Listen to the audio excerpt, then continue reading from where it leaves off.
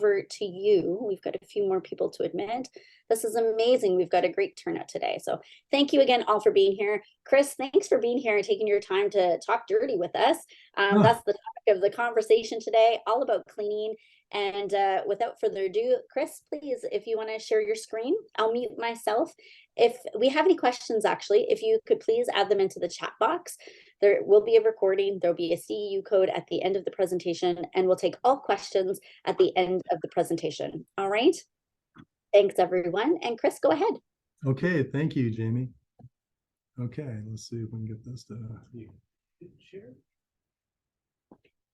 There you go.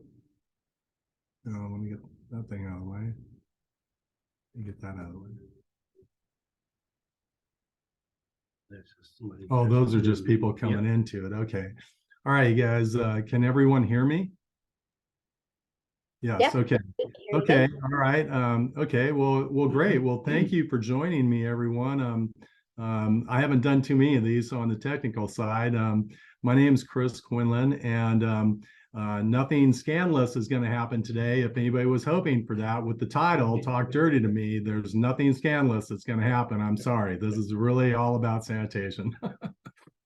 But I really appreciate you guys coming to take a look at this webinar and see if there's some information I can share with you that you can utilize.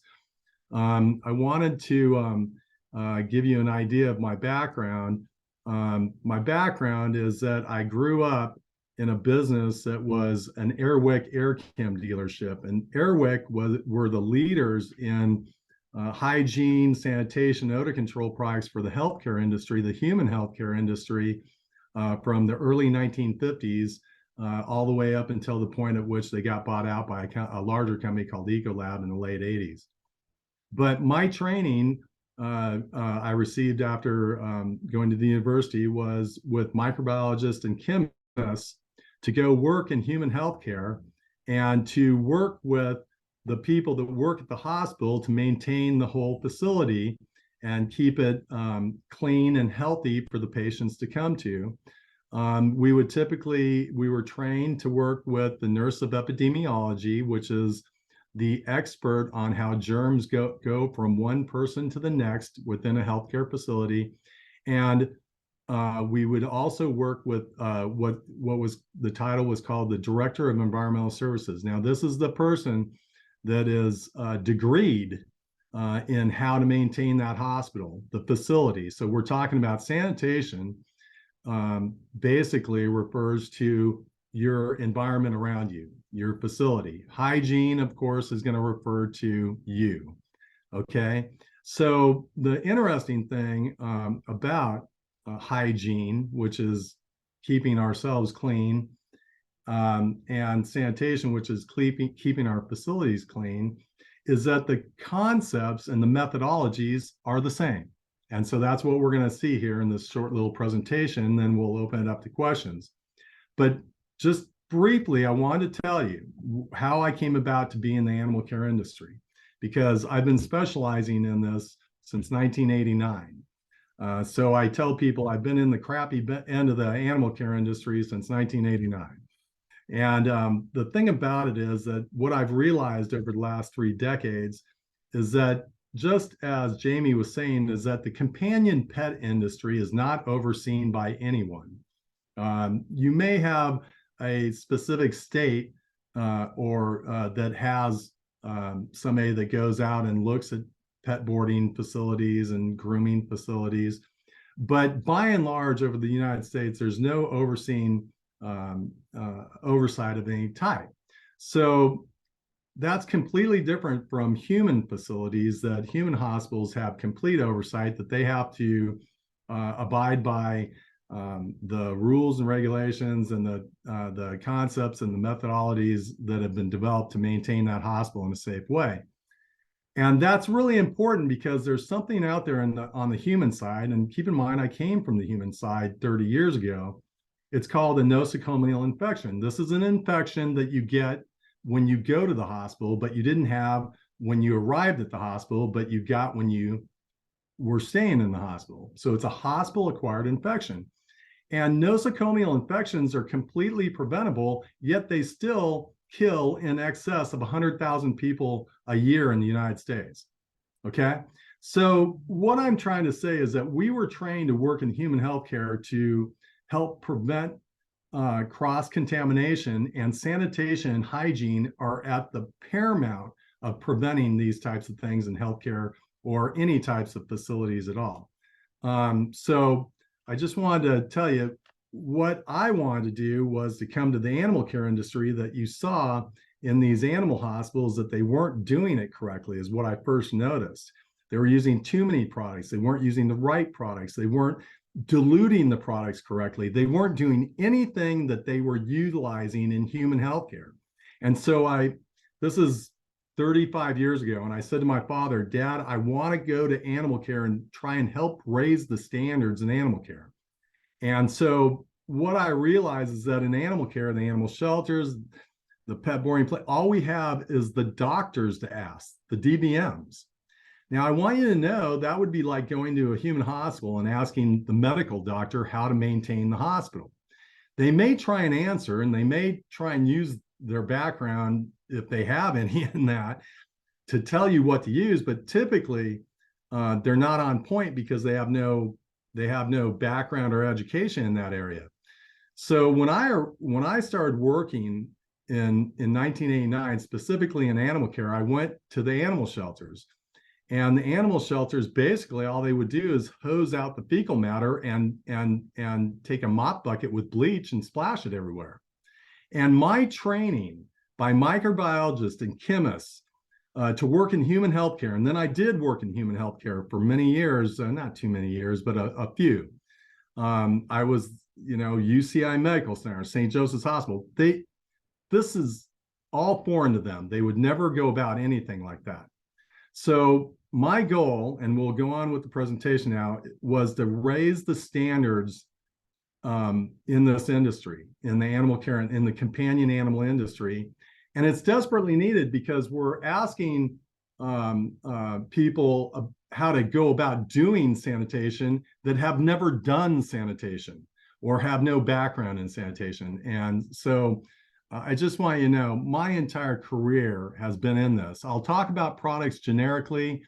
I am the CEO of a brand of products, but I want you to know that my products are, although they are ideal, they're not unique. Okay, I'll put it to you that way. I'm not here to sell you my products, okay? Although we do have products that have been designed and specifically targeted toward what you guys are doing. So I do believe they're the best. But I'm not going to tell you that they are the only thing that works, because there are other similar products. So we're just not going to do that. But with that in mind, let's get through this presentation. I'm sure there's going to be a lot of questions. So I am an animal lover. This is my crew at home, but it's kind of a little bit of an older picture, okay? That's Coco right here on the left. That's Ladybug. That's Bob. That's Georgie on the far right. And that's Koa. One of the reasons I wanted to get together with PAC is that even though initially when they explained to me about PAC, I wasn't completely clear on it, but there was one point that Amy made to me and Stephanie that I was completely on board about. Every decision you guys make is for the benefit of the animals. Okay, it's for the welfare of the animals. It's not for money.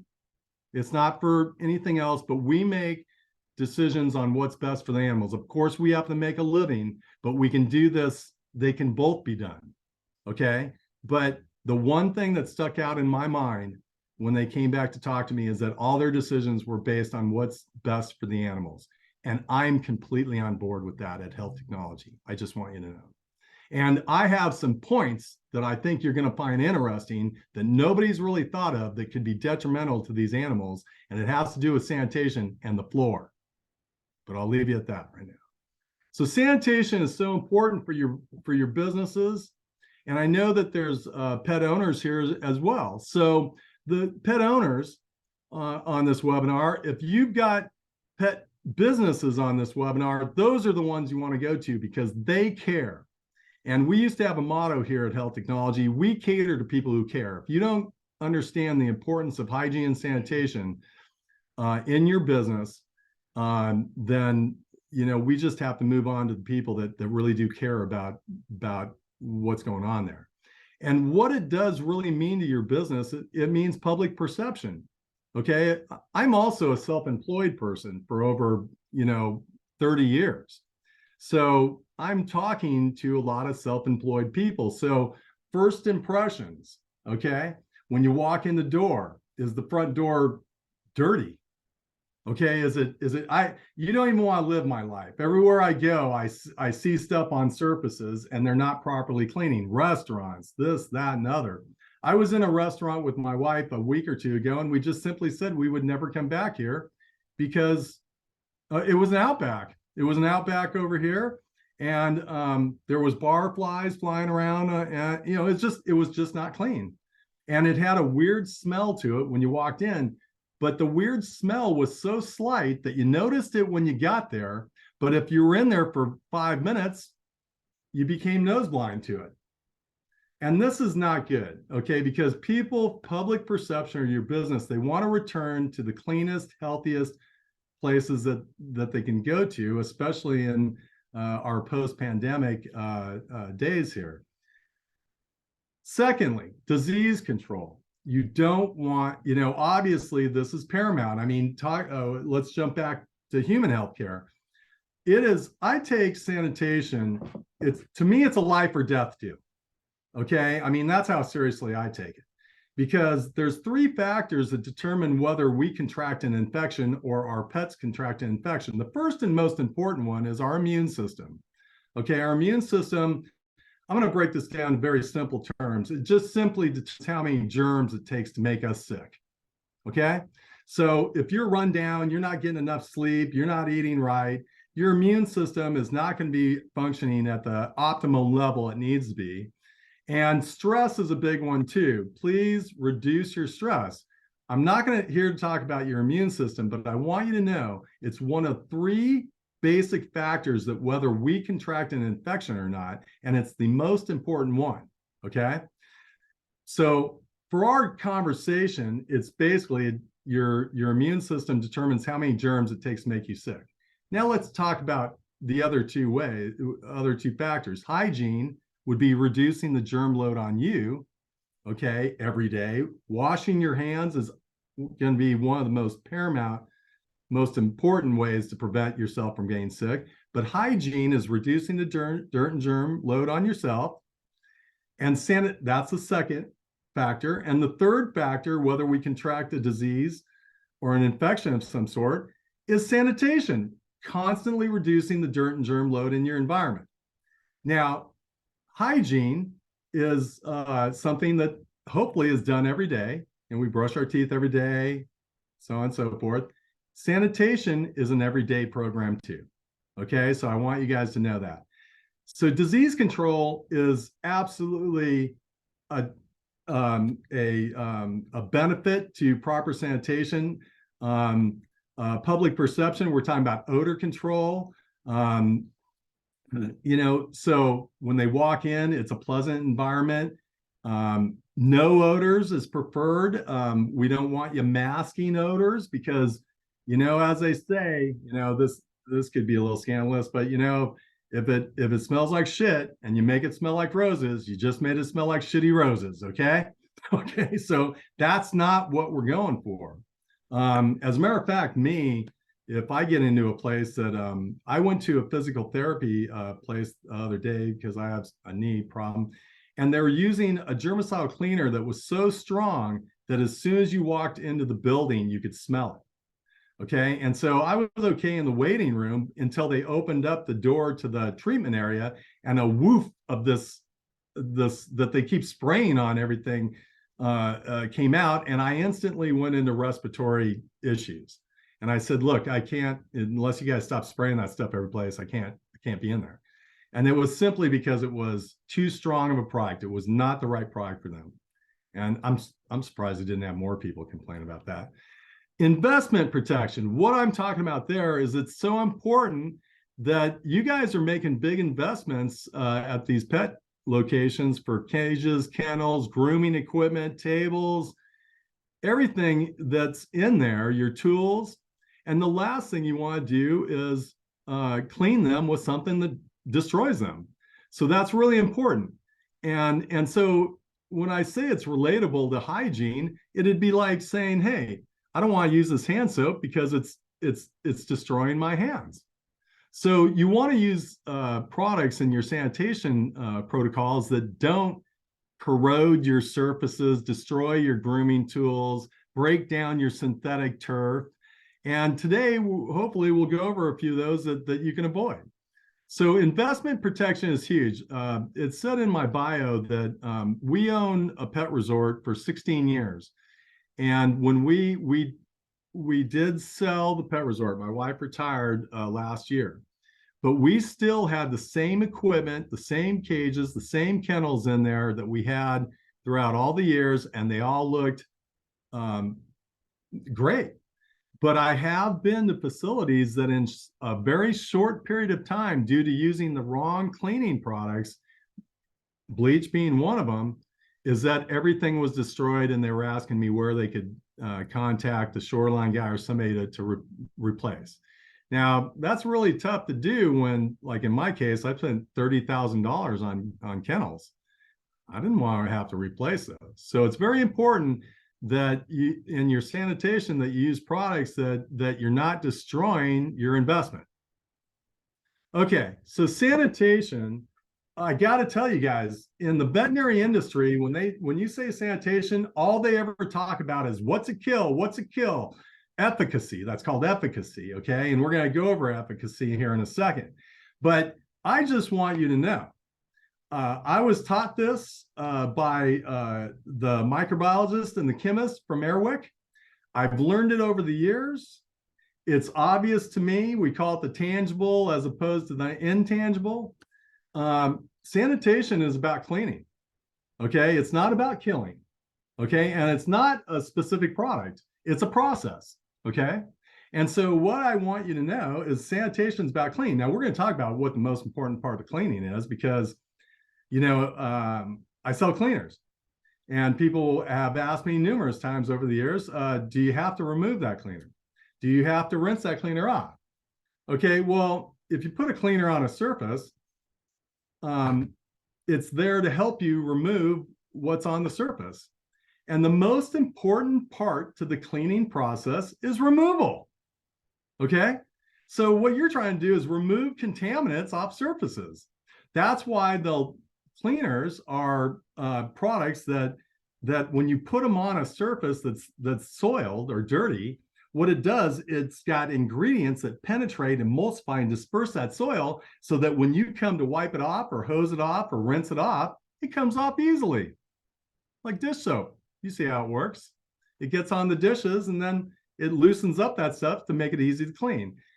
Now, the reason I point out that sanitation is cleaning and not killing is because killing is going to refer to these other words that we're going to talk about here: sanitizing, disinfection, sterilization. But those words cannot even be talked about until cleaning has been achieved first. Okay, and we do use products that will clean and kill germs at the same time. And I'll explain to you, they create those detergent disinfectants for a reason, because they're more effective. Okay, I just wanted to throw this in there and we're going to move past this one quick. This was one that just popped into the presentation. And this is something that at the Riverwalk Pet Resort that we started, owned and operated for 16 years, and my wife just retired. But the 3 C's, okay? And these are constant. And what I mean by that is that these are words we live by. Okay, and in the order, at that pet resort, it was care of the animals. And I told you guys that we are so on board with the PAC and whoever's getting involved with PAC. And consumers, pet owners, you want to go to PAC approved facilities because you can see that they're trying to raise the standards. But care of the animals was always the top priority, okay? Customer service was the second priority because Rover can't pay and customer service lends itself to a good business. But the 3rd C is cleaning. And we constantly cleaned in that place. It's not a once in a while deal.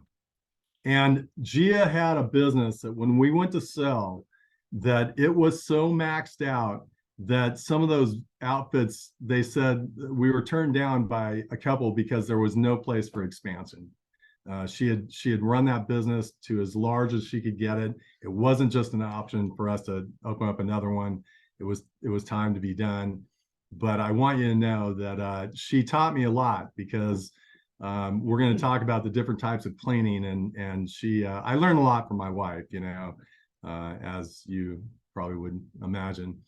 So there's 3 types of cleaning, and this is where I'm going to get into that. There's 3 types of cleaning that you want to set up. So you guys want to create a cleaning protocol for your facilities. And what you have is you have your daily cleaning. Daily cleaning, what we're referring to here, is what happens at the beginning of the day, what happens at the middle of the day, and what happens at the end of the day. And it happens every single day. So this is like your beginning of the day procedures, however it is. Every facility is different, where they potty relief, how they go about it, so on and so forth. But you want to create your daily cleaning procedures, okay? And then throughout the day, this guy kind of got out of order a little bit. You're going to want to use spot cleaning. Now, spot cleaning is referring to cleaning when the animals are present. Okay, that's a little bit different when the animals are present, because during the daily cleaning, that's when you're doing the more thorough cleaning. Maybe they're enclosures and you move the animals out to a play yard or double side, they're out of the area for the more thorough cleaning that you do on a daily basis. Your spot cleaning, we're kind of referring to the people that have the doggy daycares, and they're just, for instance, they're all out there in daycare, and one does its business and you have to go out and do spot cleaning. So that's the spot cleaning while the animals are present. We recommend a particular type of product for when the animals are present, as opposed to a different type of product when the animals are not present. And it's not like we recommend a lot of different products, because we don't. We only recommend what's needed for the specific type of cleaning. So the third type of cleaning that you do in your animal care facilities to maintain the best facilities out there is detail cleaning. Now, this is where my wife taught me a little lesson. We used to sit here and go, you detail clean when you have additional time and labor. Okay, that's very big. Then we would be like, no, you need to detail clean at least once a week. Okay, because if you left it so open-ended, they would just never detail clean, right?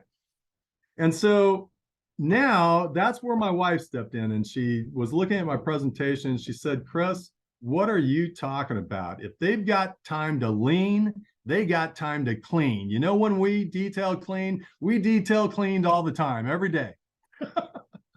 But she did have a facility that the number one comment that you walked in is that they couldn't even believe there was animals in there, because there was just simply no. It's an assumption that animal care facilities smell, but it's not. No, it doesn't have to be. We have facilities that are in strip shopping centers right next to food establishments, right next door, and there is no odors. Okay. So using the right products, and what we do is we tag them up to the cleaning protocol. So we're going to go over the products, but for daily cleaning, we use what's called a 3D. It's a detergent, disinfectant, deodorizer. There's hundreds of them on the market. Okay. And of course, we're glad to tell you about ours, and we can even tell you about some of the other ones that are in the industry. And we'll tell you about the ones to stay away from, because for one reason or another, the pH is corrosive, or it doesn't have the right claims, or whatever the case may be. For detail cleaning, we recommend a degreaser of some sort. Okay. And the reason is that your disinfectants don't remove oily buildup like a degreaser will. And we have a lot of oily buildup that goes on in the animal care industry. Everything from the dog food, which is dog bowls, the coats that combined with the dirt, it gets up on the surfaces. That's an oily buildup that creates a substrate. If you spray a product on there that's not going to cut the oily, then it's not working. The funny thing about this is that in the development of our brand for the animal care industry, it started out with the detergent disinfectant deodorizer. But then I had a animal shelter call me down to their facility and say, oh, we need to come down here and take a look at this. And they take me to these kennels that are perfectly white, painted white, and they look clean, visually clean, but she got me up close to it and you could see where there was oily from the dog's coats on there.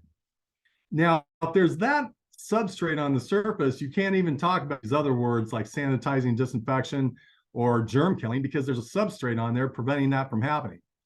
So that's when we realized, and this was over 30 years ago, that we needed a degreaser in the mix.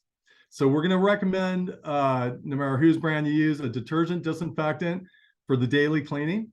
And then we're going to recommend a degreaser of some sort for detail cleaning. Okay. And then spot cleaning is back again where the animals are present. Now, the reason we don't want to use a detergent disinfectant around animals that are present is because it says right on the label not to do that on everyone's detergent disinfectant. It's because of the detergent, not the disinfectant. Okay. The detergent is what would go on the surface and around the animal, and what it would do is that's what's going to cause the skin irritation. Okay. Because the active ingredient that most of our companies, including us, use in our disinfectant, we're using that same active ingredient in hand soap, no rinse sanitizer for glasses, and so on and so forth. So it's not the disinfectant, it's the surfactants and all the detergent that's in the cleaner. It's the cleaner part. It would be like if I didn't rinse the cleaner out of my shirt, I'd have a rash on my arm. So when we're using cleaners that are also disinfectants, and it needs to be removed, and removing is always going to be the most important step to cleaning the surface. So when we're cleaning a surface, we want to make sure it's free of dirt, obviously, germs, odors, insects, and chemicals. Okay, so if you have anybody tell you that you can spray this product down onto their product onto a surface and not remove it, and they're trying to say that this is cleaning the surface, ask them where all that stuff goes if you're not removing it. Now, I mentioned earlier in the presentation about the floors. I believe I'm the only one that talks about this. Most veterinary hospitals will mop the floor with the detergent disinfectant with one mop bucket and never recover the cleaning solution. They simply don't know what they're doing, okay? And you'll have them, we get it all the time. They've got contact dermatitis going on with their animals. And it's simply fixed by doing one thing, recovering your cleaning solutions, okay? You wouldn't spray 409 on your countertop and walk away. Well, why put cleaner on your floor and walk away? Okay, for the animals to come in contact with. So we're going to talk about the floors a little bit more, and we'll answer some questions about that. But your daily cleaning is done with a detergent disinfectant typically, okay? Your detail cleaning is done with some sort of a degreaser that is a stronger cleaner, okay? And then your spot cleaning, what we use a non-toxic, environmentally friendly, you guys heard the word enzyme, but there's a little bit of a difference between bacterial enzyme and enzyme products. In fact, there's a major difference between the two. And bacterial products are completely safe to use around the animals. I mean, frankly, we're covered in bacteria. That's getting a little scandalous, don't you think? It's our resident bacteria, but it's transient bacteria we're trying to stay away from. But anyway, what I wanted to tell you is that in my career, I have never seen a type of product. We're not the only ones that have it, but ours is definitely engineered and designed for what you guys are doing. I've never, even with Airwick and my father's, that company, that national company that was odor control, they didn't have a product like this. I've never seen a product more effective against getting rid of the smell of urine, vomit, and feces. Just unbelievable. The other part to these bacterial products, no environmental impact, zero environmental impact. You can spray it out onto pea gravel, which probably smells like pea. That's probably why they call it pea gravel. But if you don't want it to smell like pea, you spray this bacterial product out there. In our line, it's called Eliminator. Okay, and it's phenomenal for getting rid of the smell of urine, vomit, and feces. Okay, and that's what we use for spot cleaning, because that product is completely safe to use around the animal. You can even de-skunk an animal with this stuff, groomers, or any of their, like their collars or anything that got sprayed. This product can be used, this type of product can be used on anything you can get wet with water. Okay, so I just wanted to let you know, we only recommend for animal care facilities 3 basic products, and we tag them up with the cleaning protocols. For daily cleaning, for cleaning surfaces, for killing germs, we use a detergent, disinfectant, deodorizer. We call them a 3D, detergent, disinfectant, deodorizer, a 3D product. For detail cleaning, we use a degreaser that is more apt to remove the oily buildup that comes from the dog's coats and the dog food and all that oily stuff that gets, if you need a stronger cleaner. Excellent for use on almost any washable surface in there. And it's also the type of degreaser, ours is called cage and kennel degreaser, and we use a citrus-based degreaser because it's safe, it smells good, it works well, it's septic system safe. Okay, so if anybody has facilities on septics, it has no effect on the septic. Okay, so that's the type of degreaser that we like to use. Of course, we use dish soap for the bowls. Okay, that is a different type of degreaser, a little too foamy for the sanitation applications. For spot cleaning, we use the bacterial product. In our line, it's called Eliminator. And that product also has no environmental impact. It's actually, if you are on septic systems, you get a dual benefit, okay, or maybe even a threefold benefit, because they use Eliminator up top in these animal care facilities for odor control for urine.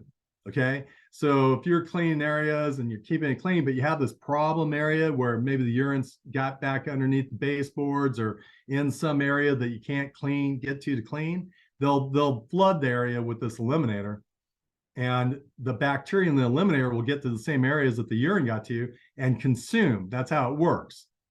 And it'll eat up the odor causing matter, urine, vomit, feces, till it's gone. There's no more odor causing matter. Now, if you have a product that only has the enzymes in it and not the bacteria that produce the enzymes, then you're going to have a hard time with odors, because what the chemists have done at that point is separate the part of the program that just breaks down proteins, but they took away the live bacteria that actually consumes up the odor causing matter. So I don't want to get off into the weeds on that, but and we can answer questions later. But we basically recommend, after all these years, there's 3 basic products that we recommend for animal care. Our 3D is called 222. Our more concentrated one is called Kennel Care SC. There's other ones on the market, so I don't seem like I'm just talking about ours. There's Kennel Sol, there's 256, there's various ones. And we can answer questions. And if you guys have a product, I'm probably the best guy to be able to explain anything you need to know about that product. And all you got to do is ask me, you show up with the label to the product. Okay, so this is something else that I just wanted to go over really quick. I'm just throwing in these ones that has really benefited us. And I really believe this. When it comes to the health and well-being of our animals and your businesses, there's no substitute to the attention to details. And I want you guys to know this when you're out in the world going to businesses, and just think about it. Chris is sitting there going, look, the best businesses are paying attention to the details. And this is the second business we've run right up into huge. And the reason we sold the pet resort is Gia created such a great business, paying attention to the details, caring about the animals more than anything, that it was too big of a business to pass on to our kids. It was just a beast of a business. And I just want you guys to know, if your goal is to provide the best you possibly can for your pet parents, and pet parents, you're looking for the best places. Listen, guys, everybody pay attention to the details, and that really will work out for everyone. Okay, so let me go over this right here. What's the difference between cleaning, sanitizing, and disinfecting? You hear these words, and you might hear this word sterilization too. So let me give you a quick rundown, and we're not going to take too long. Cleaning is the process of removing contaminants from the surfaces. Okay. And to be truly clean, a surface has to be free of dirt, germs, odors, insects, and chemicals. Okay. And this is especially important in the animal care industry because they don't have clothing between them and these surfaces. Okay. So they're coming in direct contact with these surfaces. Okay. I can't even tell you how important that is to me because I had a major animal shelter call me recently, and all their animals have contact dermatitis. They're all got a rash. And the reason is that the company selling them the product that they're currently using told them, and this was supported by the veterinarian, that that product did not have to be rinsed off the surface because the active ingredient goes away. Everything about what they said was wrong. I just want you to know, and they're paying the price now, or I should say the animals are paying the price now. Okay, because if that product says it has detergent to it or says cleaner on the label, that product has been designed by a chemist to be removed. Okay, because what you're leaving on the surface for our pets to come in contact with is cleaners up against their skin or their private parts or whatever the case may be. So, but cleaning is removal of contaminants, all contaminants. These words sanitizing and disinfecting, these are levels of efficacy that the EPA has determined. Okay, so they have meaning to people that are trained in these areas. Okay, so everybody's heard of sanitizers. So here's what you need to know. If you have a product that says sanitizers are used for hand sanitizing and no rinse sanitizing in food service. So in food service, we use sanitizers. That's where they're cleaning the dishes, or they're cleaning the butcher shop with degreaser, or they're cleaning the dishes. And the last thing they do is spray sanitizer over all the meat cutting equipment, or in the bar, they dip there's a 3-tank sink for cleaning our glasses. The first one's soap. The second one, rinse the soap off.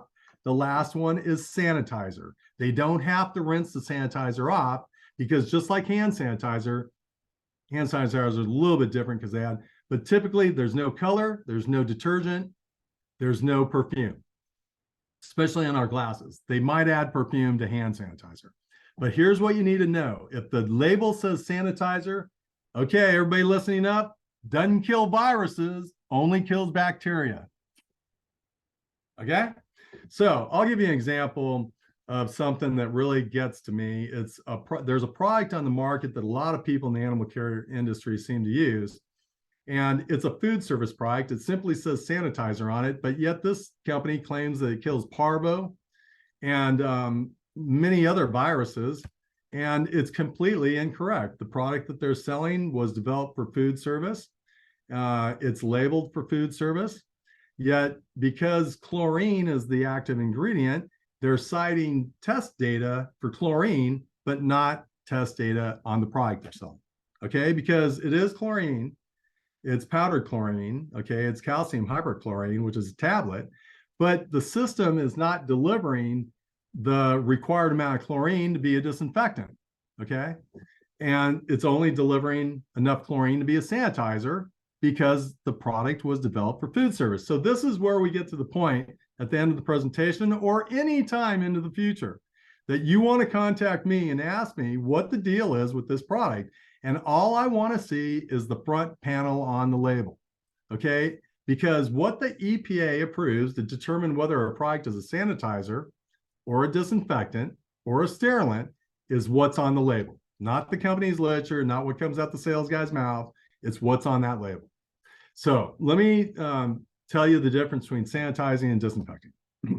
Sanitizing, again, is for food service and it's for hand hygiene when soap and water are not available, okay? Disinfecting is what we do to our environment, okay? Now, disinfecting has a different meaning by the EPA. If the EPA has on your label disinfectant, this means that this product kills viruses, bacteria, fungus, it kills. This is what we want to use for our shops, for our pet care businesses, okay, for the building, everything. So you're looking for a detergent, disinfectant, deodorizer. Okay, and you just look on the label if it says disinfectant. Sometimes they'll also say sanitizer because you can dilute it more and make it weaker and just use it as a sanitizer. But don't forget, you're looking for the word disinfectant on the label. That's what you're looking for. Disinfectants are used for all environmental surfaces in your buildings. Now, we've heard this word sterilant, right? Okay, I don't put that on here because sterilants are not what you're looking for. A sterilant is something that is used for anything that comes in contact with inside the body. Okay, so there's liquid sterilants that they use to the doctor's instruments, but most of the time they're using a device called an autoclave that uses extreme high heat to kill every single. See, sterilants will kill spore forming, it kills all forms of life, where disinfectants are killing everything that we need to within our animal care facilities and human hospitals. But it's not going to kill something on instrument that, well, we want to use stronger stuff on instruments that come in contact with the inside of the body. So sterilants are not where we're at. That has nothing to do with us. We're just talking about sanitation purposes. So again, cleaning is physical removal of contaminants. And by the way, you cannot achieve sanitizing or disinfection without cleaning the surface first. Or we're using combo products where you're cleaning and disinfecting at the same time. Okay, so cleaning is the process of removing dirt and germs from surfaces with a cleaner.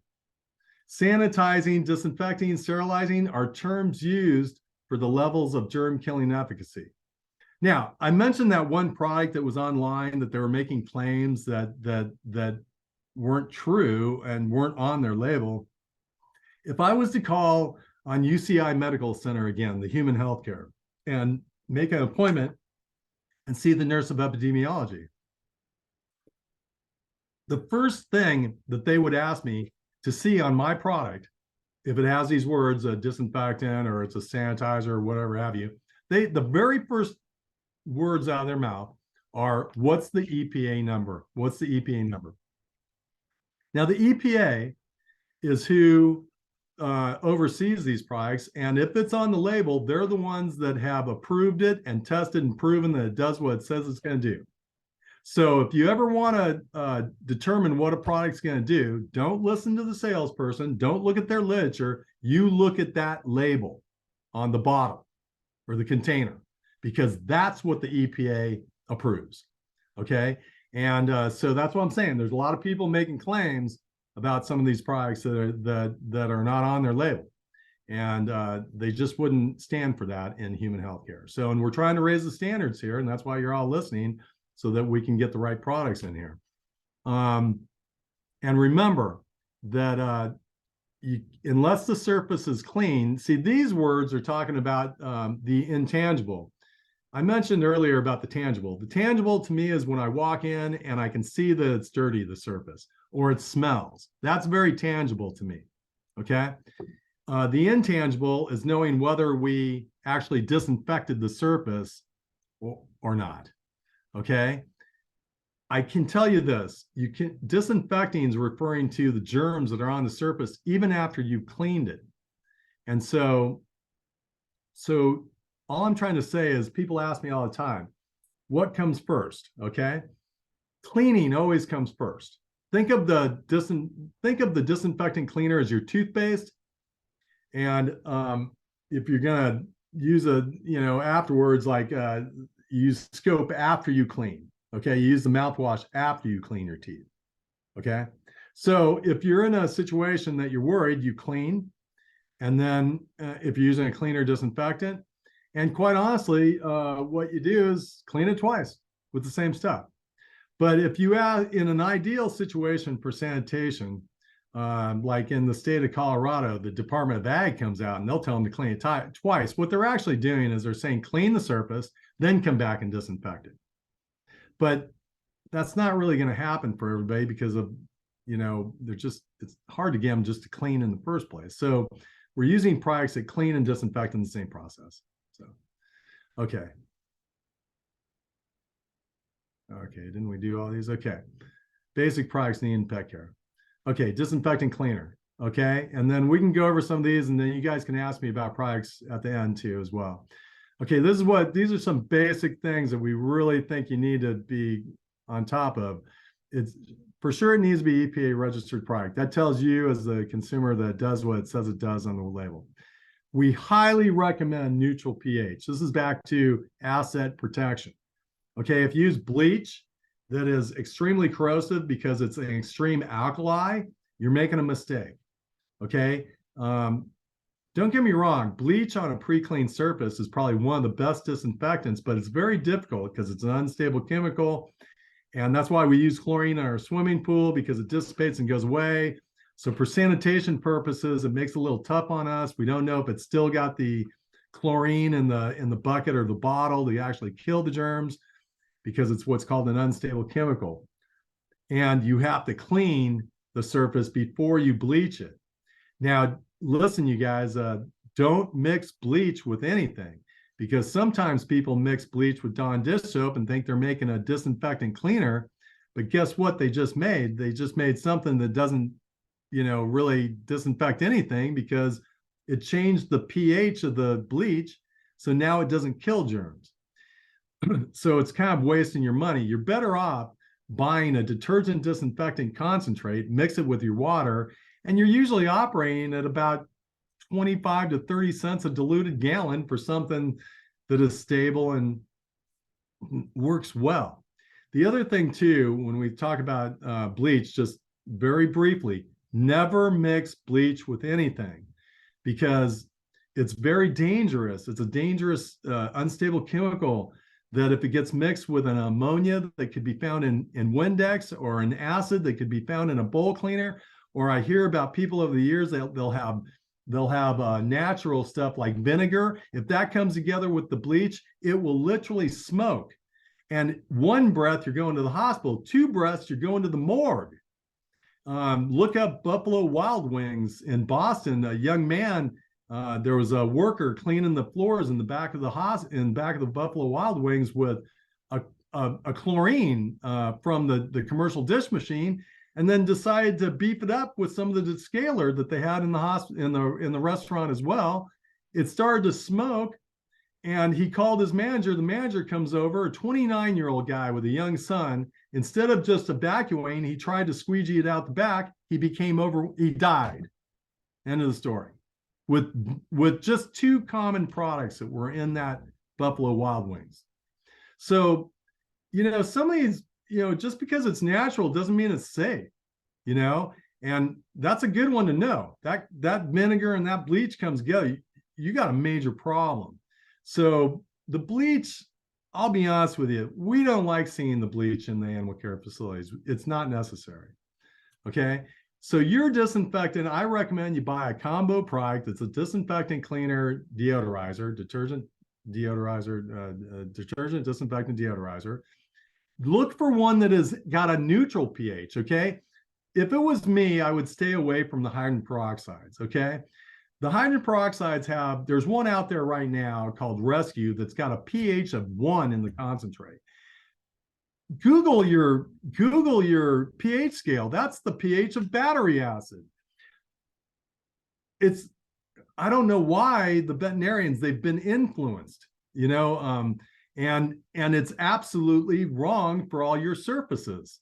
And the fact that the active ingredient dissipates and goes away, they tried to turn into a good thing, which is a bad thing. You want a product that you mix up into a spray bottle and you can come back 3 months later and it's the same thing. Okay. You don't want one that you got to change out every couple days. That makes no sense. But I'll tell you what really makes no sense is using something that corrodes your assets. That really doesn't make sense. Okay. Now, hospital grade, there's general grade disinfectants and there's hospital grade disinfectants. There's no real difference in money. You always want to stick with a hospital grade. This is based on what it kills. Okay. And so we can go over that and talk about that a little bit more with questions later. And I'm always going to be available for you guys. If anybody ever wants to talk to me, I'm always available. But, you learn a lot of stuff. I don't know if anybody still utilizes Pine Sol. But Pine Sol is a good example. I went over and I had to do a class, and so I was at Spartan Final. I bought some Pine Sol. I was reading the label. Did you know that Pine Sol is a disinfectant if you use it straight? But if you dilute it with water, it's no longer a disinfectant. And it has all kinds of dilutions on there. It's just a cleaner, maybe a sanitizer. But it's interesting. So it's really important to read the labels. And if you guys have any questions about those labels, you just contact me. Degreaser. Okay, this is for the detail cleaning protocol. And it's designed to remove oily buildup on surfaces. And you guys know what I'm talking about. I mean, if you could have seen the level of hygiene that this lady had at this animal shelter, because I literally had to get like 5 inches away from the surface to see what she was talking about. But I love people like that because all they care about is keeping it as clean as possible for those animals and those pets. And I'll be honest with you, I love people like that. And she's the one that taught me that you need degreaser in the mix. Okay, you can't just do it with, see, all these animal shelters, they've been given the impression that they can do it with just a detergent disinfectant. Wrong. I've been cleaning these places for 30 years. No go. You need a degreaser in the mix. Not as much because you're not doing it every day. My wife did it every day, but for most part, people don't detail clean every day, so you're not using it as much. But the detergent disinfectant is going to be the main product, okay, for the bulk of the cleaning. Okay, this is the odor digester, okay? This is what we use for spot cleaning, okay, for soft surfaces, okay? If anybody out there has synthetic turf, this is the product to use, okay? Because if you spray the detergent disinfectants on the synthetic turf, you've got detergent all over it, okay? And it's not, the detergent disinfectants will not control odors on that synthetic turf like these bacterial products do, okay? They just don't have the chemistry to do that. They work differently, okay? Plus, you run the risk of spraying all kinds of detergent out there, and if you don't rinse it away and the animals come in contact with that detergent, they may have a contact dermatitis issue. Gia over at our pet resort, like how she would do the rooms with the detergent disinfectant, one bucket had the detergent disinfectant, the second bucket had water. She'd put down the detergent disinfectant, the second bucket had a rinse mop where she recovered it. We could tell if the workers weren't doing that because even our own dog one time got contact dermatitis on his private parts, and she actually made a flyer out of that and posted and said, this is why you recover your cleaning solutions off the floors in animal care facilities, okay? And if the company tells you that their active ingredient turns to water, so it's safe to leave it down, ask them about what all the rest of the stuff in the product. Okay. Okay. So, but what you want to use around the animals, it's safe to use around the animals. It's a bacterial enzyme product. Okay. Now, let me tell you the difference. Okay. Here's how it goes really quick. Now, if anybody's ever been to Petco, you've seen Nature's Miracle Red Label. This is a product that's been on the market for 40 years to get rid of urine stains and odors, okay, on carpet upholstery clothing. This is an enzyme product, okay? Where did the enzymes come from? The enzymes came from a bacteria that wants to eat up urine, vomit, and feces, except they separated the enzyme from the bacteria. So they created a product that only had the enzymes. The same thing the laundry soap people did. You want organically powered laundry soap that will remove the coffee stain or the perspiration stain without bleaching? Use an enzyme powered product. It doesn't have the live bacteria, but it's got the enzyme. Now, what does the enzyme do in the process? When a bacteria wants to consume some gross soil, so to speak, urine, vomit, and feces, it releases this enzyme that breaks down the protein so it can pass through the cell wall. Okay, now if you have a product that only has the enzyme, the chemistry of it is just going to break it up. It's not going to consume it and get rid of it. Okay, so that's why you would many times have people tell you that Nature's Miracle it got rid of the stain, but it didn't get rid of the smell. Okay, so interestingly enough, they came out with Nature's Miracle Advanced. Now, Nature's Miracle Advanced on the shelf at Petco it says bioenzymatic on the back. That means the reason it's advanced is they put the bacteria in it, right? Now, this product is far superior to their first product because this product, you put it down on the same stain that has urine, vomit, or feces, and the bacteria is like, oh, Thanksgiving Day, let's consume that. And it's eating it all up till it's all completely gone. Okay, so that's the difference, you know, between the two products. The biggest problem with those products is that they want to charge you, I don't know, 15 to 20 for a diluted 1 gallon of the red label, and like 35 bucks for 1 gallon of the stuff that's actually got the bacteria in it, where you should be with a concentrate mixing with your own water running about 35 cents a gallon. Okay. Because we recommend using concentrates and mixing with your water for low cost. But the type of product that is used on synthetic turf, pea gravel, around the front of your building, de-skunk a dog, drains. Okay. Everybody's heard of Drano. Drano is a caustic. Okay. It burns its way through whatever's clogging up your drain. But has anybody heard of Drano Drain Maintainer? Drano Drain Maintainer is a bacteria, like what we're talking about here, the exact same type of product. Now, I don't want you guys using Drano Drain Maintainer for sanitation purposes. This stuff is just made for your drains, but it works the same way our eliminator would work for you, that is used for sanitation purposes. It all works the same. They use it for drains, and what it does, it liquefies everything that's clogging up the drain. It's not going to eat away a dog ball or toy. It's not going to burn up the hair. It doesn't work that way. It has no effect on the pipes or anything. It's got bacteria that liquefies anything organic that's holding all that hair and everything together that makes the clog. And then remember, I mentioned before, these bacterial products, which are frankly one of my top favorite products to tell people about, is that if you use it up top in your pet boarding facility or your grooming facility, whatever type of facility you have, and then you have a septic, it ends up, so you use up top rotor control. It's also used for drain maintenance to keep the drains flowing freely. And then if you're on septic, it's the same product that someone would be recommending to recharge your septic system.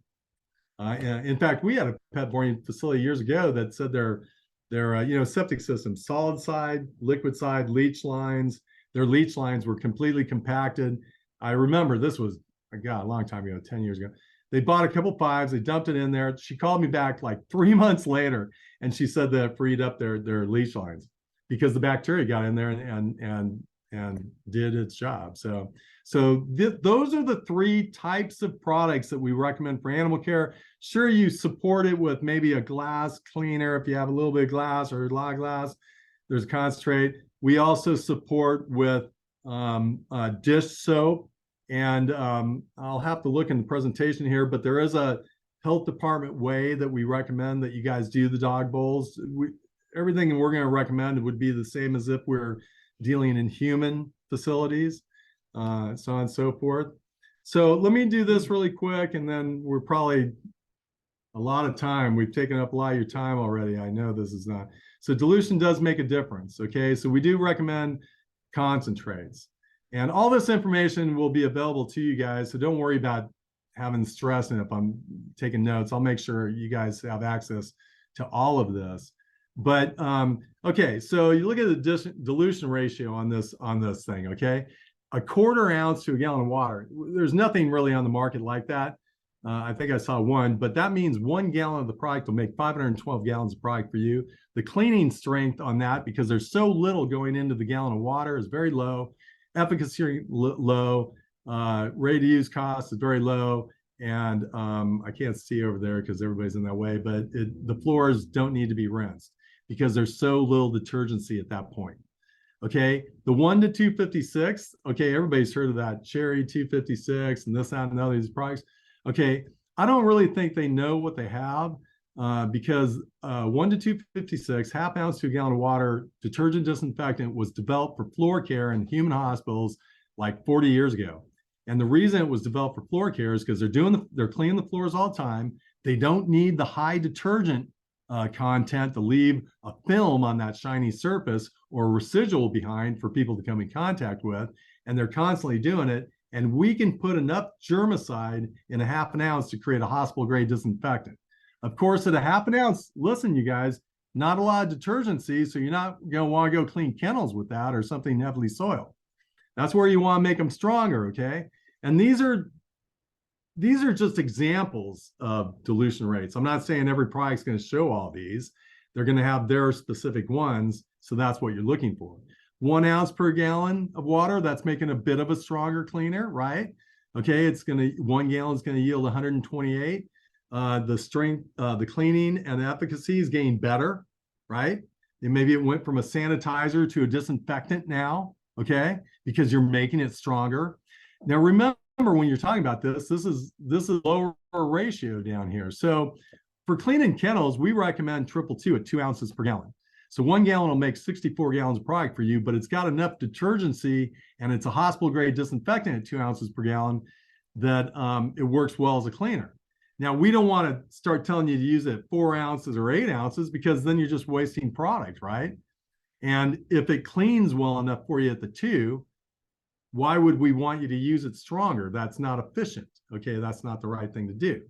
Okay, so 1 to 32 is 4 ounces to the gallon of water. Remember, the yield means 1 gallon will yield this much. Okay, so if it's a 4 ounce, 1 gallon is going to make 32 gallons. If it's 8 ounces to the gallon, 1 gallon is going to make 16.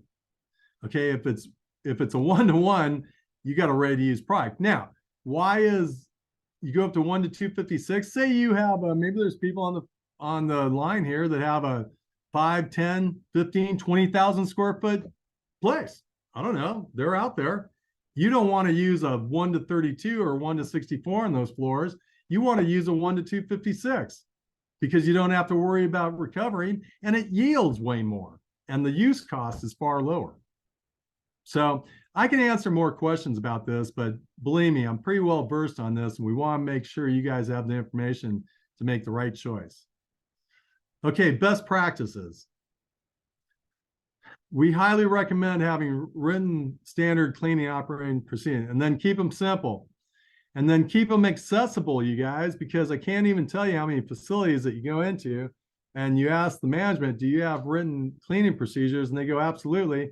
Then you ask the staff, have you seen the written cleaning procedures? And they go, what were written cleaning procedures? Okay, so if they're stuck in the computer someplace and you never go over them with meetings, and I mean, when I worked in human healthcare, I had to go to, the one that stands out in my mind is UCI Medical Center in Irvine, California. I had to go every 90 days to in-service train the environmental services staff on how to utilize the products that they were using from us every 90 days. And it's because they have turnover, but also too, I mean, I don't think it's 90 days. I think it's about 10 days that all of a sudden the corners become round. So all I'm saying is create some standard operating cleaning procedures for your facilities and keep them short, keep them simple. One of the hot tips one of the facilities gave to me is she films her people doing it with her phone, and then she makes sure they all have a copy of it. But keep it brief. Everybody's ADD these days. You can't keep their attention long, but write them, post them. These are all good ways to keep them on task on a regular basis, and it is a daily protocol. Meter dispensing is definitely a best practice, okay? Now, keep in mind, if you're a small outfit or you're working from at home, there's a manual way that we can talk to you about to do everything. So if I was at home, and especially as much yield as you get out of these concentrates, we can share with you a way of doing it at home without needing these dispensers or dosers. So don't get the impression you have to have this. But I would say this, if you have more than just a few people utilizing these products at your businesses, I would recommend this because everybody's got their own way. I like it better. The smell makes it stronger, this, that, and the other. They're only wasting your money, and they could potentially be causing a problem with mixing things too strong. The thing that's nice about the meter dispensing is that it's as quick as getting a Coke at McDonald's and as precise. Okay, you just walk up. They're water driven. They hang on the wall. They're only water driven, so there's nothing else. The product goes inside the cabinets. They come in various sizes. They come some that work over any size container. And we have any size containers. There was a question on the pet boarding thing. on a Facebook thing last night. They're looking for people that had different size containers. This company has it from quarts to drums. So whatever size is best for you, we recommend, and the dispenser or the doser that goes along with it. We highly recommend dispensers and dosers because it controls the consumption of the product. It creates a safer, more OSHA compliant work environment when you don't allow the staff to handle the products, okay? And everything's done by a dispenser, especially in the laundry, where they're overusing laundry. We have dosers that Gia utilized at the pet resort. We utilize these dispensers. Nobody had to know how to mix anything. And the one part to it that I really liked is we didn't have to train them on that anymore, okay? We didn't train them on it because the dispensers were doing it. There's something else that pops into my head. There's a reason we put colors to products. It's to make them identifiable. Okay, there's other companies that say you shouldn't put colors to products, but I do not agree with that. Okay, we put colors to products so that the management or the responsible people can see what the product's supposed to be look like when it's diluted correctly. Okay, that does a couple things for you. If you're walking through your shop and you can see that it's too dark or too light, now you can easily identify that it's not been done right. If that product is simply clear, like all the active ingredients are, there's no way to tell that, and it can be easily mistaken for water, and some of these other products like Rescue have been mistaken for water. Okay, yeah, so you just got to watch out. We put colors to them, and we also provide the OSHA compliant bottles or labeling that you should have on all your bottles that's color coded to the product and make it identifiable for a safe OSHA compliant work environment. Spray procedures cuts time and labor. So if you have a large cleaning situation, you don't want to do it with a mop and a bucket or a brush and a bucket because it takes a lot of labor. This is kind of an old picture where most people don't even have chain link anymore, but still, no matter what type of enclosure, to cover the surface area, the floor, the walls, the back, the gate with product, if it's having to be manually done with a bucket and a brush, is very labor intensive, and typically what we've seen doesn't get a very thorough job done. So what we recommend is a spray procedure. It does a couple things for you. It dilutes the product for the staff member at the end of the hose so you know it's being done correctly, diluted correctly. It's color coded to the product, okay?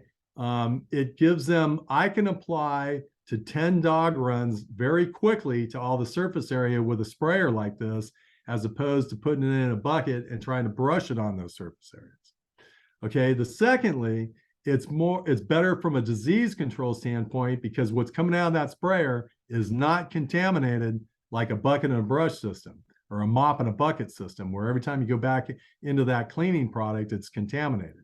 So what's coming out here is not contaminated, full strength.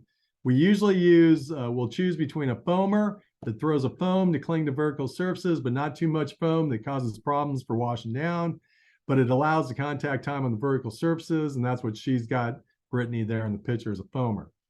We do have regular sprayers if that's the application. Like sometimes on the synthetic turf, we don't want it to stick to the blades. We want it to go down through the turf, so we might use a sprayer. But spray procedures, you talk about the synthetic turf. By the way, that product, the eliminator out on the synthetic turf, if you spray that out there, okay, there's two intents. One is to control odors. If it's to control odors, you would spray it out there at the end of the day when it can stay wet with the product for as long as possible, and you don't even rinse it. And it's completely safe, and it will definitely reduce and eliminate the odors from urine, vomit, and feces. If your intent is to clean the grass, you spray the eliminator out onto it, and the bacteria will liquefy the food or the fecal matter or whatever stuck to the blades. It'll liquefy it. After you allow some dwell time for that to happen, then you just pop the sprayer part off the nozzle and you hose, okay? You hose and rinse, because you're not rinsing the product necessarily, you're rinsing away the organics that the product loosened up and liquefied from the blades of the grass. So if, again, to reiterate, if it's just odor control on pea gravel and synthetic turf and so on and so forth, you just leave it. Carpet upholstery clothing. By the way, the eliminator product is also a type of product, the bacterial products used for a pre-soak for laundry. If you have anything bedding that has gotten wet on and so on and so forth. Let's see.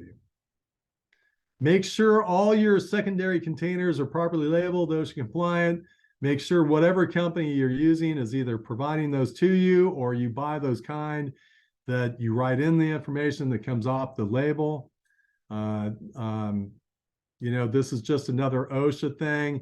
I know that a lot of times people don't think this is a big deal, but I live in California and they want to charge you $1,000 a bottle if that's not done properly. They always give you time to fix it, but they're pretty serious about their fines. Okay, so listen, you guys, come see us. Okay, come to our educational presentations, seminars. We're going to be at Pet Boarding Daycare Expo in Hershey. We're going to be at Groom. They just signed me up. They love me speaking at Groom. That used to be the Atlanta Pet Fair, and Super Zoo. And you can always contact us. Mr. Mel Forbes is on there. He's here, sitting here with me. And, we're at your service. My purpose today is for the rest of my career is to simply, I want to raise the standards. I want to work with the people that want to provide the best services. I want to work with people like PAC members. I apologize because sometimes I don't remember all the details about organizations, but I remember the main one. And the main one is everything that we do is for the benefit of the animals and to have the best businesses that we could possibly have. And I've kind of always operated that way, and I've been very lucky, I think. And I just want to be here to help you guys and let you know that Mr. Forbes, our entire staff here at Health Technology is here dedicated to help you guys have the best animal care facilities possible. And if there's pet owners out there, I certainly urge you to go to PAC facilities because it is true. There is no, agricultural animals. They're overseen. Food animals are overseen. Different animals, but the companion animals industry is not overseen. So these PAC approved facilities are going to be the upper echelons of the facilities you're going to take your animals to. So thank you for your time. I'm here for as long as you want me to be to answer questions. All right, Chris, we do have some. Thank you again for your support with PAC. And just to clarify, PAC is a single person certification. So that certification goes with the pet professional wherever they go. It's not a facility certification, which there are many things out there that do that. But for PAC, it's just the person who is certified, just so that there's no confusion with that. Our first question is, can you recommend a small scrubber for a 22 by 30 facility, open concept, not a traditional kennel? Okay, so an open concept kennel, 22 by 30. So that's whatever square feet that is. How many square feet is that? That's not here. And that was by Brandy. Yeah, 22 by 30. Whoop. Yeah, so it's just over just over 600 square feet. So let me, we have our smallest scrubber would probably still be too big for that, the 15. But we have the same company has even a smaller one. Yeah. Okay. So what I need to do is somehow get your information or have you call here and talk to Mel, and Mel will get you the information on the smaller one, because we have information on a 15-inch that we take to the shows, but I'll be honest with you, I think that's still a little too large for you. And we're not a company that's going to sell you something that's more than you need. So if you guys can contact our office, and Mel's sitting right here, we will source the information and send you the piece of equipment that we would recommend for your size facility. Excellent. Thank you, Chris. All right, Christina says and asks, he said, Chris said the detergent disinfectant needs to be washed away. Is it sufficient to use it with a mop or a hand towel to spray and then wipe it off? Or does it need to be fully rinsed off with water? No, no, no. Here, so there's two things, you guys. There's rinse and then there's recovery. Okay, so if we're talking about floors, what we did is at the pet resort is that we had one bucket that was green that the staff knew only 222 went into. 222 is a green product. And then we had a blue bucket. Okay, and then by the way, everything that we talk about that we did at the pet resort, Mr. Forbes can set you up with if you contact here if you're interested. But we had a blue bucket that only had water in it. Now, what you want to remember is that a mop is either going to release solution, recover solution, or most of the time when people are mopping, they're just moving solution around. So the process that we used, and hopefully this answers your question, then I will refer to tables, is that we would put the product down with the first mop and bucket with the 222 in it. And, we'd wring out the mop to where it was releasing solution and some stuck on the floor. But we were obviously putting the cleaner disinfectant all over the surface. The second bucket, the worker knew to wring the mop out well, okay, to wring the mop out well, okay, and go back over to where we were recovering. Now, if it looked like it needed some water on there, because they might do a little wear, but the whole idea was to recover the cleaning solution, okay? And so rinsing is not necessary. Rinsing, like say you had a standard kennel operation where you saw Brittany spraying with a sprayer. So the procedure there would be to apply the product with a sprayer, run the brush, if you can get them to do it, pop the sprayer off and hose out for rinsing purposes. But inside the building, we have to utilize the mop and the bucket. And it's funny you say that because, say, does anybody have the larger facilities like this auto scrubber that we were just talking about, the person where Mel's going to talk to you about a smaller one. These auto scrubbers, they spray down cleaner, they scrub, and then they have a squeegee and a vacuum. Well, that's not rinsing, okay? So what I would, you got to kind of watch out. We would run our auto scrubber periodically just with water in it, okay? And that way we knew that we were getting up all the cleaner up off the floor, okay? In fact, sometimes that's all they would use the scrubber for is with water because they were using the bucket process through the week. They weren't using the scrubber every night. They were using it about once a week and going over the floors just with water. But back to the dilution. If you use a half ounce to a gallon product, okay, the recovery, the concern about detergent on the surface is less, but that type of product you want to use more frequently because it doesn't have the detergency for the stronger cleaning ability. So the more often you clean the surface, the less contaminants, less detergency required. On tabletops or say your grooming tables, no, it does not have to be rinsed. You spray it on and then you wipe and remove with either a paper towel, or we highly recommend microfiber instead of just cotton towels. Okay, you want to kind of move toward microfiber towels if you can. They last longer. They're better from a sanitation standpoint and just for various reasons. But it's just spray and wipe. Hopefully that answered the question. Then you can always talk to me privately about specific situations. Perfect. I'm just going to pause the recording, give out the CEU code because I know a few people have to go. We've lost a few already. So I'm just going to give out the CEU code if you guys are ready. I'll put it in the chat box as well. Awesome. So we are back. So the next question, would rubber mats in an indoor, oh, hang on. I scrolled. Where did it go? Would rubber mats in an indoor play area be considered a soft surface? Well, yeah. I mean, Mel, we have a lot of pet boarding daycare facilities that have rubber floors in there. They claim that they're fairly non-porous. I'm not sure exactly, but we do clean them with our products in those scrubbers. The question was again, are they porous surfaces? Is that what the question was? Is it a soft surface, or would they be considered a soft surface? Well, soft is not really the term. I'm looking for surfaces that are either porous or not porous. You know, maybe I was saying soft, but that's what I mean by that. A hard, non-porous surface is the only thing that we can disinfect with these detergent disinfectants.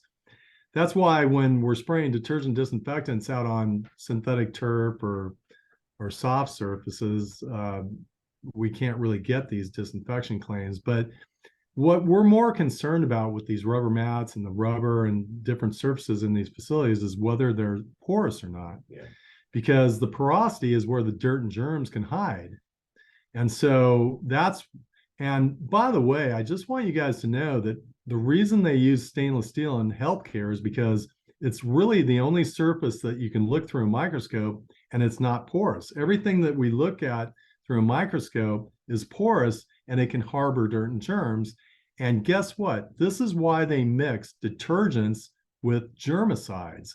And this is what makes it superior to just bleach by itself, is that the surfactant will hit a surface and penetrate the porosity and emulsify dirt and germs and disperse soil so that the germ killing ingredient can kill the germs.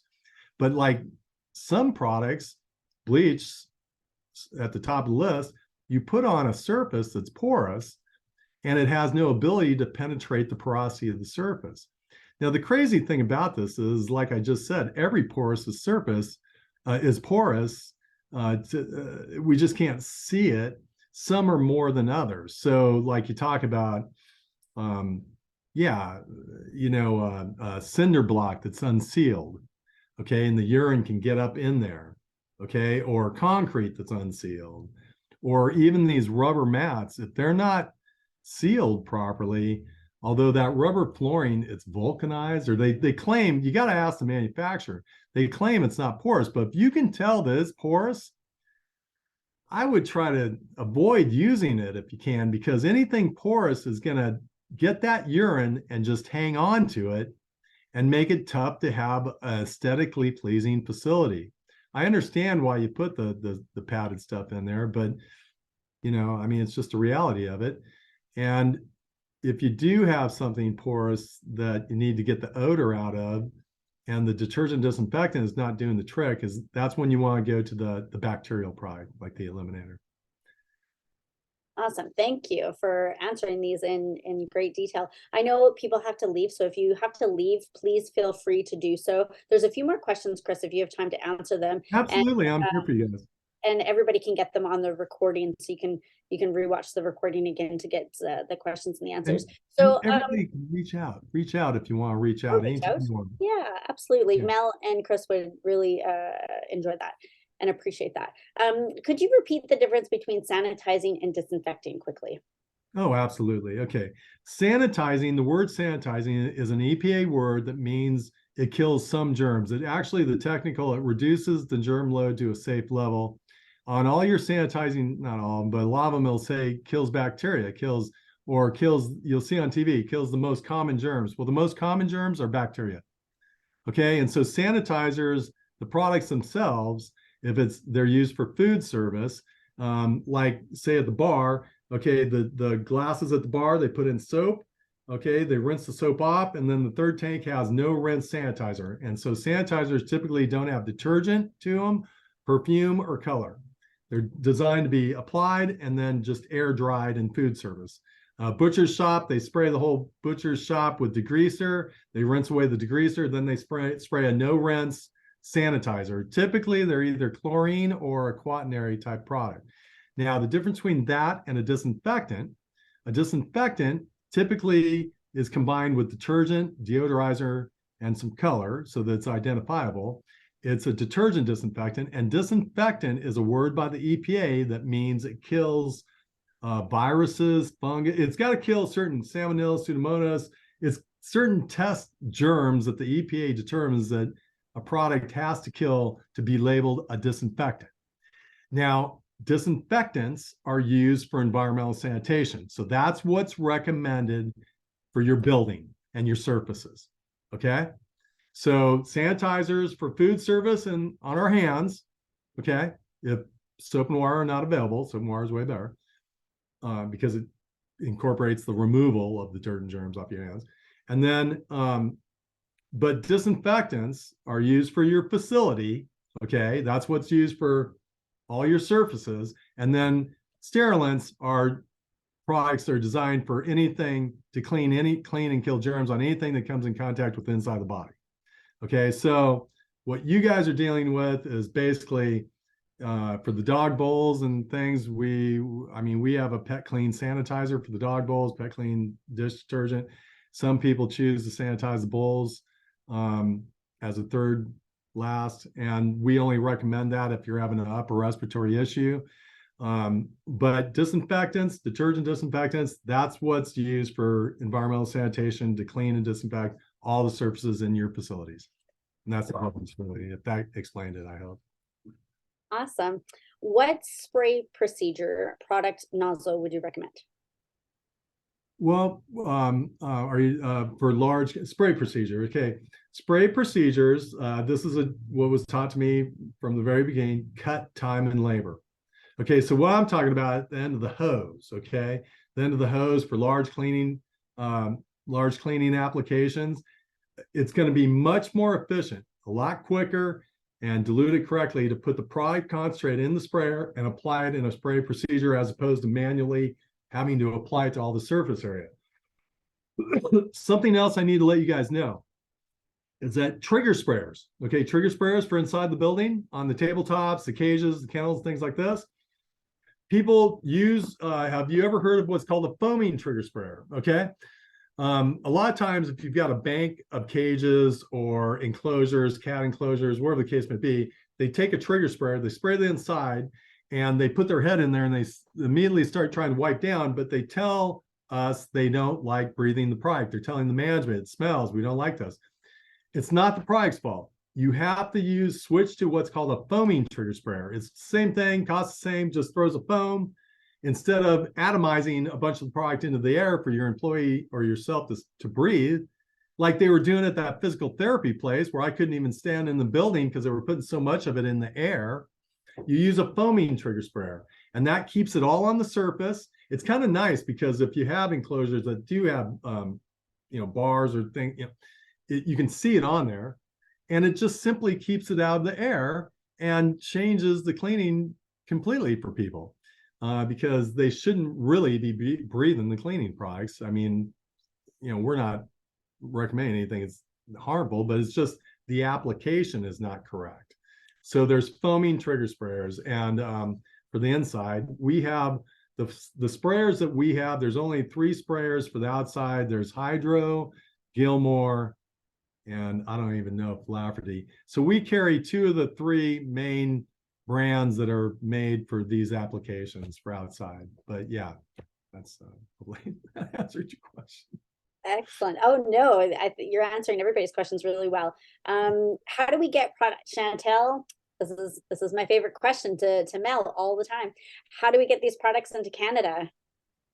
Well, it's interesting you said that because we've always had a lot of inquiries for Canada. And the funny thing is that at Super Zoo just in August, see, it's a little difficult. We are okay with shipping and selling to Canada, and many times we've even made shipping policies preferable shipping policies. But what happened is we had issues. Well, we really didn't have issues, but the customers didn't want to pay the over the border stuff. But what I wanted to let you know is if we got a big enough demand, or even perceived demand at Super Zoo, I had a manufacturer come up to me that wants to make and distribute our products in Canada. And so, yes, we very much want to bring the same type of products. I got to be honest with you guys. I told you that I've been on the job since 1988. Okay, I really started in 89, but about 88. And I don't know if you know, this guy's a direct competitor of mine, and we're best of friends. His name's Dr. Seitz, okay, Dr. Sean Seitz. He started the same year I did, and he's the owner of Alpha Tech. Has anybody heard of Kennel Saw? Okay. Well, Kilisol is a 3D product. It's a detergent, disinfectant, deodorizer. And him and I entered the animal care industry at the same time. We're best of friends because we know there's more business than either one of us. But what I want you to know is that that doctor and I, we are the ones that brought modern germicides to this companion animal industry. Because when I entered the industry, the only thing that I was ever told that they use, and it was all coming from the veterinarians, was bleach. Okay. And I want you to know that I had been trained. They were not mopping the floors in human hospitals with bleach or cleaning the beds with bleach and doing the whole thing with bleach. Now, I got to tell you that I've studied bleach, and it is one of the strongest germicides out there on a pre-clean surface, but it's very difficult to achieve those efficacies in our environments. But I don't know. I just wanted to let you guys know that it's not about me. This is about you guys doing your best for your facilities, and I'm purpose driven. So I just want you guys to know that my cell phone number is 1-951-283-9595. Now, I will not answer a phone call from somebody I don't know. But if you text me and you say, Chris, I was in your seminar, I have people do it all the time. Can you help me? I'll be there for you. And I don't even care if you're using our company or not. It's not about that. It's about what PAC stands for and training individuals. Okay, I apologize about that, but training individuals that want to do what's best for these animals. And that's who I want to talk to. And I'll talk to them anytime. Chris, can you say your number again? It's 951-283-9595. And again, you have to text me because I've had this number for 20 years, and I called you earlier and you didn't answer. So yeah, because you didn't know me. well, yeah, but then when I knew who it was, I'll get you in there. But awesome. you never can tell who's on the phone. Everything in the comment section now, the chat section, is just saying thank you so much for putting this free session on for us. Thank you for educating us and going into great detail. Thanks for going over in your time and allowing us to have more of that time so you can share your passion. And then as well, PAC, we just want to thank you for supporting us and our mission and all of that as well. So thank you again, everyone, for being on. I know it was a longer session than we normally do, but greatly appreciated. It was so informative, and it will be on for recording, and you can listen to it again as well. So thanks. Congratulations to Amy. Absolutely, right? Wasn't that amazing? Absolutely. It was a great conference this year, wasn't it? And it was great to see everybody in person. And we look forward to seeing you guys again, either in Hershey, Groomed, Super Zoo, or IBPSA conference next year. Thanks again, everyone. Come see me at one of those classes. Sounds great. I'd love to see you guys in person in one of the classes. Thanks, Chris. Shout out to Mel as well. Thanks, everyone. Have a great day. Bye. Okay. Bye-bye. Bye.